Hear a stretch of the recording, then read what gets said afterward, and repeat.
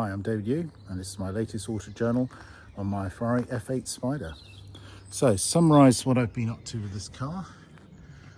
First one, which you'll have seen some other videos on probably, is it was taken almost immediately to auto protect to have the Expel Stealth matte PPF put on, which I think really transforms the car.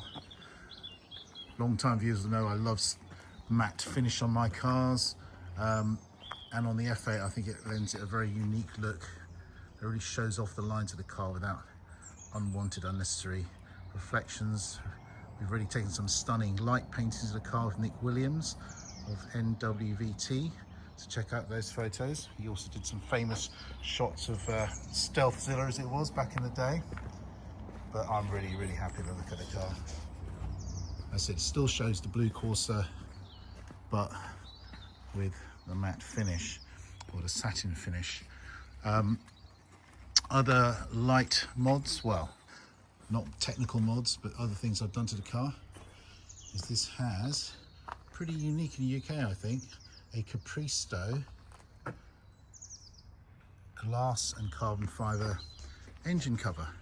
There's one thing I've always thought was very strange, is this is the Spider version of the F8 Tributo, the tribute to the Ferrari V8 engine. It doesn't show the V8 engine under a clear cover, unlike the coupe. So Capristo obviously spotted a gap in the market and made their own aftermarket version, which I think looks stunning.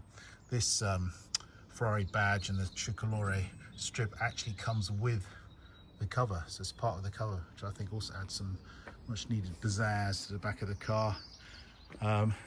Very proud to say I actually installed the OEM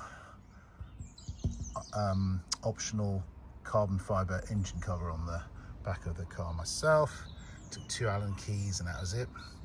One interesting quirk is that on a Euro car, the shark fin aerial does foul slightly when you open the engine cover, and completely doesn't work if you mount it the right way round. The shark fin is normally the pointy end forward. So that's a strange quirk of EU cars and their DBS compatible aerials.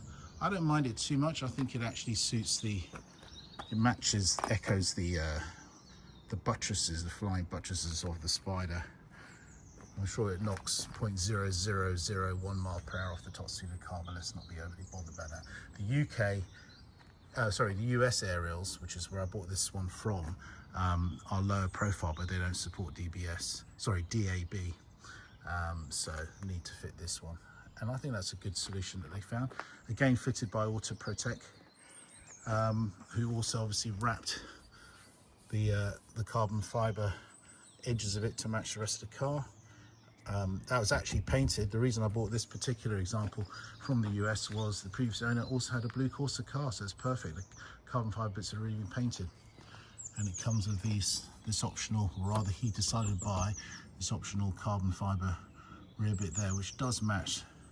This is OEM Ferrari, albeit optional, but this is the Capristo matching bit, and I think the weave of the carbon fibre matches perfectly, which is very nice.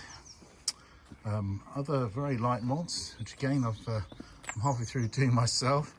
I'm not a massive fan of these large chrome wheel bolts, which obviously steel, and an option from Ferrari is these titanium ones, which weigh literally half the amount, so reducing rotating unsprung mass, and obviously they look much cooler, which is the main reason I did it, I won't lie.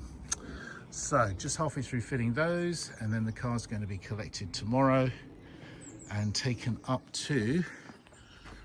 over to Portugal, which I'm really looking forward to. Doing a tour with Club GT events. It's going to be one of, 10, 15 supercars on tour, and the F8 is going to have its first European outing, in my ownership at least, which I can't wait for. Some nice clear open roads, hopefully good weather, but that's not guaranteed in April, but fast company, and should be excellent fun. Then there's the major mod coming up when I get back. It was scheduled to be done before before Portugal, but unfortunately couldn't be. But major mod coming up, which I think will transform the car for the better. So stay tuned.